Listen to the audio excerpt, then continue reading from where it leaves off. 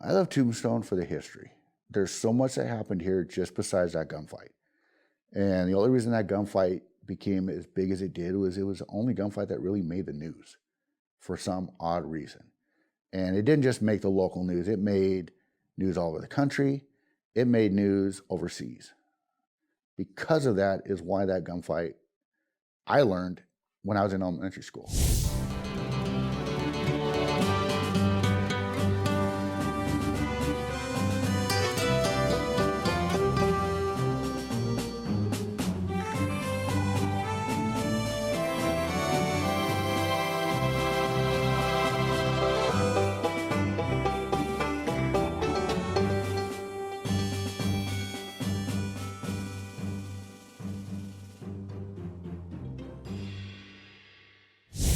My name is Todd St. Marie. I'm originally from Bellflower, California, which if you're familiar with that is right next to Long Beach. I worked for the city in Bellflower, retired after about 20 years, and moved here. It'll be 4 years in September. When I moved here, I was originally running a business here in town for a friend of mine. I've been at the corral for just over 2.5 years. I am the primary Wyatt Earp in the shows. And I was pretty much, I don't want to say recruited, but I was, stalked would be a good word, because of the look that I have. So it took some convincing, some negotiating, but I said, okay, you know what, I'll give it a shot, and I haven't turned back.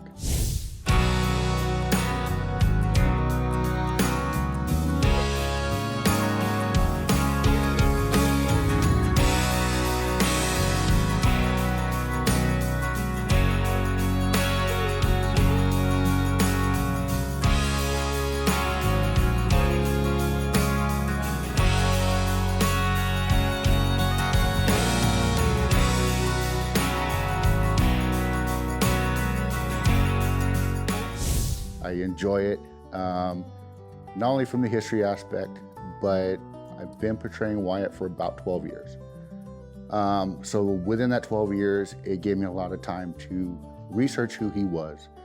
A lot of maybe the personalities that Wyatt had that a lot of people may not have known. Everybody sees Wyatt as this hard-nosed, cold-hearted person that didn't take crap from anybody. You're partially right, but that was because of their upbringing. You know, if anybody knew Nicholas, who was her dad, was very strict with the boys. So they all grew up with that no fear, you know, no BS type attitude, which, and I think in the long run, benefited them through their lives. A lot of questions I get asked was, did Wyatt drink? When he was younger, yes, but he had the issues with the rock gut whiskey. He had the issues with his first wife dying with their unborn child, which Wyatt always wanted kids. Unfortunately, he never did. He never had any kids, or to my knowledge, tried with Maddie, but when he got together with Josie, they were together for 40 years before Wyatt died. They tried at least 3 times. She did get pregnant, but miscarried all 3. So it hit him hard. He always loved kids. You might read stories of Wyatt in his older years when he had his cottage in Vidal, California, right along the river. He would take his nieces, and every day they'd walk from the house through town to get ice cream. And that just showed kind of a different side of Wyatt that a lot of people didn't know, was he loved kids. He actually was a very nice guy. He can be cold if needed. He can be very talkative, which is something a lot of people don't think of Wyatt. He was also a prankster. He liked cracking jokes, pulling tricks on people, things like that. So it's kind of when you put it into perspective, it could be a lot like you and me. You know, some people might look at me and say, you know what, he's an idiot. Or, you know, he's a funny guy. Personally, that's kind of how I would look at Wyatt. From my years of research, my wife would even vouch that my personality, my demeanor is very similar to Wyatt. So it makes my role easy. And Since I don't get shot, I don't get dirty, so that's good. Going through his life and not being shot, I think that was just luck. You know, a lot of people say, you know what, he had God on his side. Yeah, there's some truth to that. In the gunfight, I think one of the examples I would say that maybe protected Wyatt during the gunfight at the OK Corral would have been when Ike Clanton, who was unarmed, came up and said, you know, Wyatt, I don't have a gun, and basically bear hugged Wyatt. And then Wyatt said, you know, the fighting's commenced, get to fighting or get away. His cowboy brothers aren't going to shoot at Wyatt if Ike is standing there. So there's kind of that illusion that Ike protected Wyatt from being shot. A lot of it too is the way the Earps were standing. So if you look at even, say, modern day crime shows, a lot of guys, if they're shooting, they're standing broad-shouldered to their target, where the Earps stood at an angle, kind of offside. So instead of making your target bigger, you narrowed your target. So that, and then also too, with it having been snowing that day with the cold air, the gunpowder that they were using, not only would you know, if you've seen a snowy day, visibility is not very good anyways, but you add the gun smoke on top of that, and you're basically having a gunfight in fog. So, but even on the Vendetta ride, when up in Iron Springs, when they just happened to literally stumble across Curly Bill, who was the leader of the cowboy faction. And when that ensued, you know, he had the horn on his saddle shot off. He actually had the heel of his boot shot off. His coat that he was wearing was riddled with bullet holes, but not one hit him. So if somebody says, well, you know, he had God on his side that day, yeah, I could believe that. But he never let it get to him. And he didn't realize that all that stuff had gone on until after, you know, obviously the fighting had stopped. One of the other things that's kind of ironic is why he never got shot when instances could have easily were not in his favor, was when they did have that interaction with Curly Bill and the other cowboys. Wyatt when he was on the horse, when they're out looking, Wyatt loosened his gun belt because it was more comfortable to ride.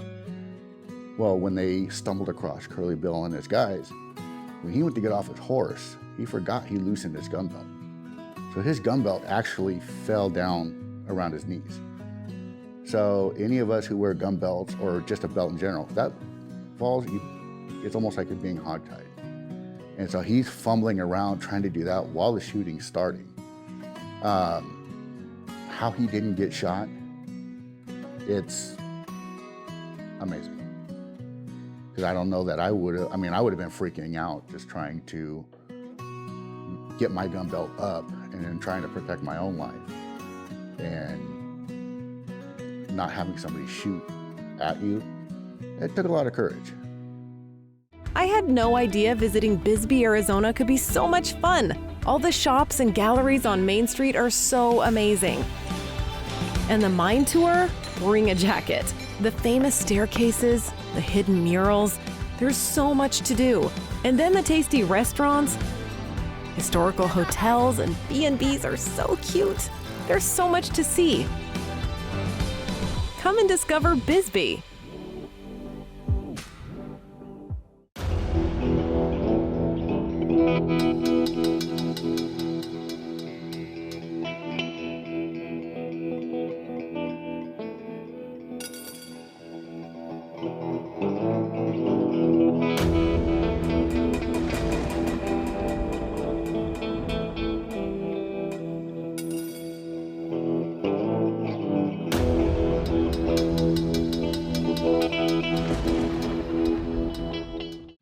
Roads to Adventure, and we're on US 80 in southeastern Arizona. On this road trip series, we'll visit Benson, which was originally founded in June of 1880 as a railroad town. Prior to the train, the Butterfield Stagecoach line was the area's mode of transportation, and today you'll find over 1,500 RV sites located right off I-10 about 32 miles east of Tucson.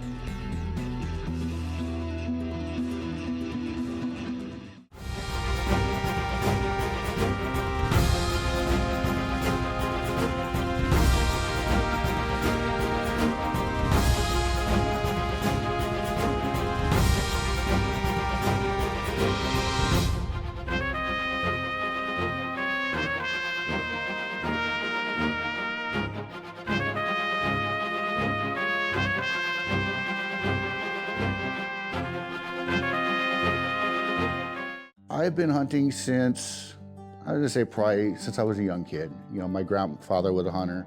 My dad used to do it before his accident that he had in high school.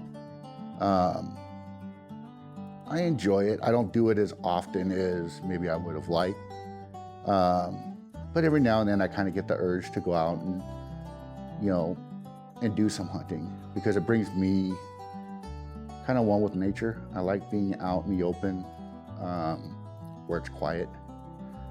That's one of the reasons I brought my wife and I here, was being born, growing up in a city. I've always had, and this goes from my dad's side of the family, where we just like kind of the, I don't want to say pioneer lifestyle, but we like the quietness, the openness. And then when I got the opportunity, when we, because I've been coming to Tombstone pretty much my whole life because of my dad. He'd bring us on family vacations. And as I got older, I'd bring my family. And it got to the point where we were coming here so often, we would actually leave our trailer in the rental yard just so I didn't have to tow it back and forth to California. And we said, you know what, we could see ourselves living here when we retire. Well, with the real estate market 4 years ago, we sold our house in California, bought property out here, built a house, no neighbors, maybe a quarter of a mile from our next door neighbor. And it's a different way of life. And it wasn't until after I lost my dad in 2019, when I mentioned to my mom that we bought property here and it's gonna be our retirement home, that I found out my dad always wanted to retire here. So it wasn't, I didn't hear it from my dad, but I heard it from my mom. So I feel it is, I'm living something that he always wanted to do. So that makes not only Tombstone a special place for me in that aspect, but also the history. My involvement with firearms, I was fortunate to be taught by my grandfather and my father. I've been handling firearms since I was 4 years old. So I've always been intrigued with them. But I think being brought into that aspect at such a young age, it gave me a big respect for them. And I've taught, and through that, I've taught my kids, my wife, who had never touched a firearm until her and I started dating. Now she carries her own. And I've had the opportunity of teaching people who were deathly afraid of them. And when you realize and you're properly educated, you're properly trained, that it's not as bad as people make it out to be. In regards to firearms, how we relate to them today as to the way they dealt with them back in the day, to me personally, it comes down to education. Today with firearms, you have select people that want nothing to do with them, whether it's they feel it's not for everybody, they just want nothing to do with them, they're afraid of them. And then you have other people that love them. You have some that maybe love them too much, I don't know. But in today's perspective, compared to say, when the gunfight took place, and that is something that I actually kind of visualize when I perform the shows every day, is what was going through their minds. What was going through their minds is, one, making it out alive. Two is, what was the reason behind it? You know, when the Earps went down there, what was their ultimate decision? With Virgil being the town marshal, and he was only basically an appointed marshal after the death of Fred Wyatt, who was Tombstone's first marshal. Word had gotten back to Virgil that the cowboys threatened them with their lives, that when they see him in the open, they were going to gun him down. So they took that, obviously, as a threat, as anybody would. Their intentions, ultimately, in my opinion, and stuff that I've read, was that's what their ultimate goal was just to go down there and disarm them. So when they made that long journey down Allen Street, they met up with Doc Holliday at Hafford Saloon on the corner of 4th and Allen. And they walked up 4th to Fremont and then down and made history. They were stopped by Johnny Behan, who was the county sheriff. Question I get asked a lot is, when they see my badge, they're, oh, you're a sheriff. No, I'm a marshal. So they're, well, what's the difference? Well, in a town like Tombstone, marshals would be like your local police. Sheriff, county, just like it is today. Well, when Johnny Behan confronted the Earps and said, oh, you don't have to go down there, I disarmed them. And Virgil looked at him and says, oh, you did? And they continued walking. My personal experience, or not personal experience, but my perspective on that is, if Behan went down there and truly did disarm them, wouldn't he have an armful of firearms? He didn't. Virgil knew that. They weren't dumb. So when they went down there, he told them, we're here to get your guns, throw up your hands. And as soon as, they kind of did that for a split second, but then when a couple of them reached, that's when the fighting commenced.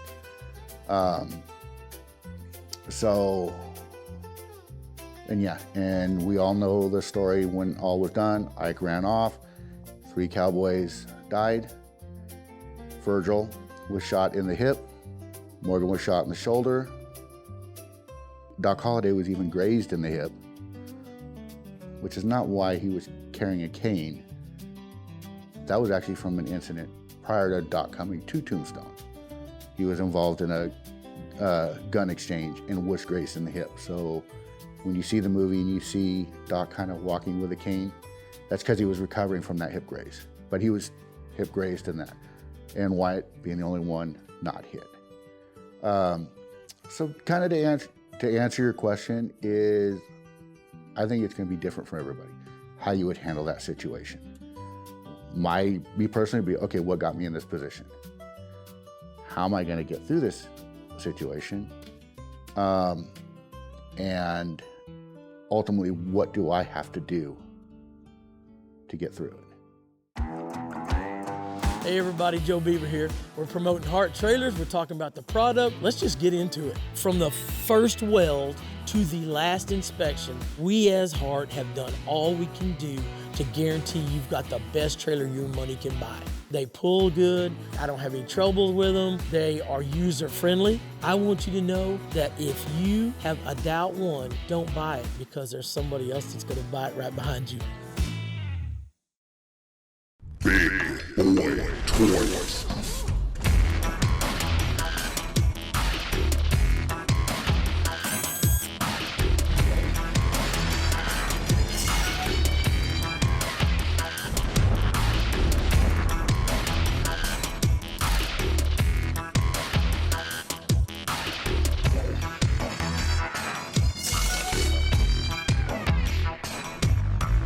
DTE.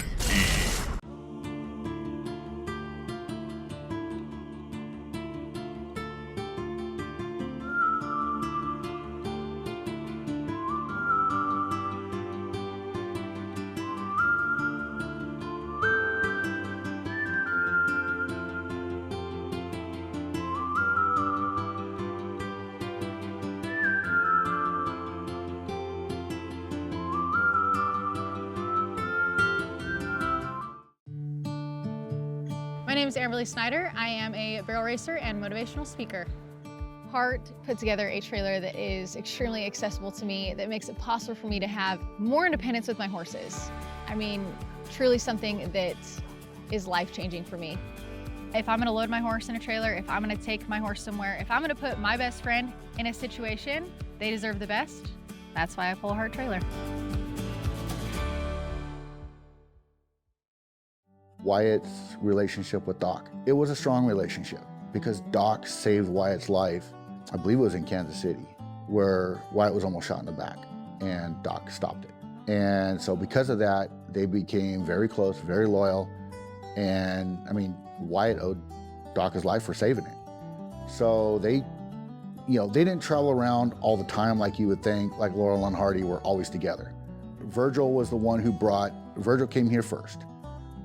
Virgil basically telegrammed Wyatt Morgan, says, you need to come to Tombstone. There's a lot of opportunities here. And it wasn't law enforcement. They basically wanted to be retired, wanted nothing to do with law enforcement, but everywhere the Earps went, the law followed. And then Doc made his way in. So whenever they were together, Virgil didn't care for Doc because Doc was mouthy. And kind of a brief synopsis of Doc was, yes, he was battling tuberculosis. It's very painful, which I lead to, which because of that, he can no longer practice dentistry. So with tuberculosis, they don't have the treatments like we have nowadays. For Doc, his medicine was drinking. And then he gambled, I think, just to pass the time. But because of the pain, because of the heavy drinking to subside the pain, I think in back of Doc's mind, he was hoping he would just piss somebody off just enough where they would just put a bullet in him and just be done with it. And when you think about it, it makes perfect sense. And Doc was always by Wyatt's side when he needed him. He was with him on the Vendetta ride, and then they kind of had a falling out over what we don't really know. But they kind of split ways. Wyatt found out, because once they left on the Vendetta ride, Wyatt never came back here. Because to this day, state of Arizona still has a warrant out for Wyatt's arrest for murder. Good luck trying to act on that. But Wyatt did find out Doc was in Colorado. So Wyatt and Josie went to Colorado and they met with him at the hotel he was staying at. And then when they saw Doc, he was frail, even worse than he was last time Wyatt had seen him. And Josie kind of stayed off to the side in the lobby while Doc and Wyatt had their conversations. And they did mend fences. Whatever it was or whatever the conflict was, they talked it out. When it was done and they parted ways, it was the last time they saw each other, because shortly after Doc passed. But Josie had noticed that as they were leaving the hotel, that Wyatt's eyes were red, that he gently felt for Doc, knew he wasn't going to see him again. And maybe there was some regrets to whatever the issue was that had them part ways. We won't know. But yeah, they were, you would kind of consider them best friends in kind of a weird sort of way. So it was an interesting relationship. When you do history, you learn at different periods. I learned of the gunfight, but Tombstone is more than just that gunfight. You could trace it all the way back to Ed Shefflin, who was our founder. If it wasn't for the silver strike he made here, Tombstone wouldn't be here. So when people come to town, check out our gunfight. We try to keep it as historically accurate as we can, based off what information we have. But you have about 85 to 88% of the buildings here are original. Yes, the town did burn down twice. First one in 1881, second one in 1882 is about 10 months apart. But back then the town was bustling. But if you have a real heart for history and you want to learn the history, there's a lot here. And I tell everybody, you're not going to see it all in one day. You're probably not going to see it in a weekend. But if you keep coming back, checking out the town, seeing something that maybe you saw from a previous visit that you didn't get a chance to visit at the time, check it out, because it might lead to other places you want to check out. It's actually a really neat place. And even the surrounding areas have so much history with the Native American history. I mean, it's all here. And I'll probably never see it all in my lifetime. So that's what brought me here.